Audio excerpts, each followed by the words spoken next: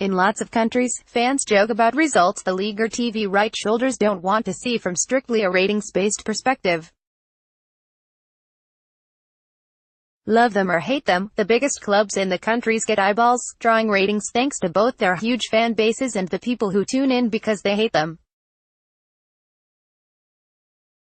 In Mexico, where TV corporations own some of the biggest clubs, it's even easier to figure out which teams the networks want in the marquee matchups. Santos Laguna against Toluca is not the final the suits looking over ratings wanted to see.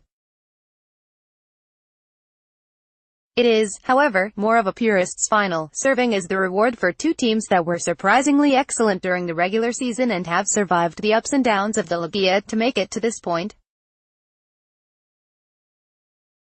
While there is no traditional Big Four Grande in the final, nor is it a regional rivalry like last tournament's final between Monterrey and Tigres, who are separated by so little space you'd be short of a marathon were you to run between the two stadiums.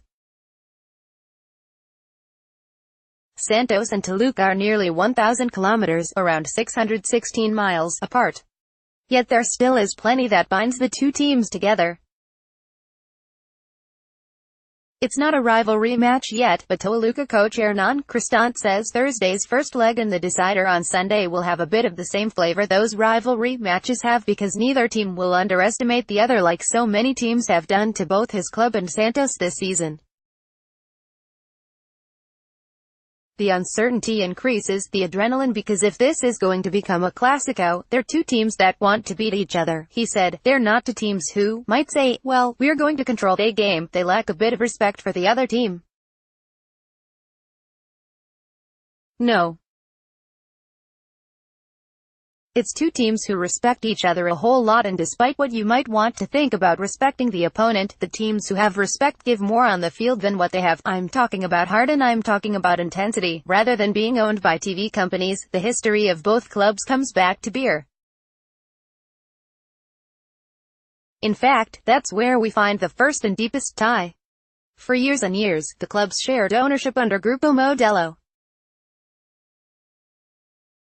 For the 90s and early each were owned by the same group, with the same frustrations that fans of teams currently sharing ownership have today. There were feelings that one team was getting juiced up at the expense of the other, or that the ownership group really only cared about Toluca, with which it had a longer history. Nemesio Diaz-Riga, for whom Toluca's stadium is named today, began working for Modelo in 1945, 8 years before he'd become involved with Toluca and a full 14 years before he'd lead the charge to purchase the club. Santos was purchased in 1993. Those cries of unfairness hardly got any softer, with Toluca and Santos meeting twice in the finals during the era and Toluca taking the crown each time, winning the Verano 2000 final 7-1 on aggregate but needing a penalty shootout to win the Bicentenario 2010 tournament under the direction of future Santos boss Chapo de la Torre. The arrangement continued until Anheuser-Busch InBev bought Grupo Modelo in 2013, with Santos directors including current president Alejandro Irarrágorri forming a break-off company to operate the club and other sporting ventures, while Toluca stayed in the hands of the Diaz family. The fingerprints of the Modelo era still are on Santos, whose stadium is named for the Corona, one of the beers in Modelo's portfolio, with the club's home base called the Territorio Santos Modelo. There's no finger pointing to ownership now, though. Santos has become known as a team that develops players in its academy, puts them into the lineup and then is willing to sell on to recoup a profit.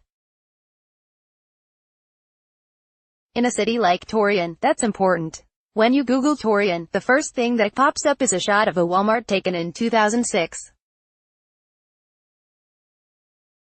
There's more to see and do there than shop at rollback prices, but spending to keep up with their northern rivals in Monterrey or teams like Club America isn't going to happen. Irarrágorri has relished, then, results like last week's semifinals in which Santos' homegrown players rolled over an America side that featured a pair of the high-dollar exports Los Guerreros produce, especially as it gave Torreon something to be proud of. It's a very passionate city, and yeah, it adds pressure. Pressure is what a player wants, a full stadium, a footballing atmosphere, Coach Robert Siboldi said this week.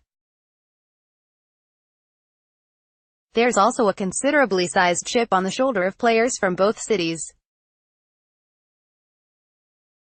Toluca's stunning 9-match winning streak during the regular season went mostly ignored by the country's press, which was locked in on Chivas' CONCACAF Champions League run, Club America's ups and downs after an undefeated start, and whether Pumas or Cruz Azul would make the playoffs. While the Red Devils aren't seen as one of the 4 biggest teams in Mexico, they've got the 3rd most titles, and an 11th would put them just one short of America and Chivas. The ratings may dip from last year's final or other recent contests that have featured the country's biggest clubs, but both Santos Laguna and Toluca are ready to prove their worth and see off their former brothers to earn not only the title but also the recognition that has been lacking for too much of the season. It will be a series that's worth tuning into.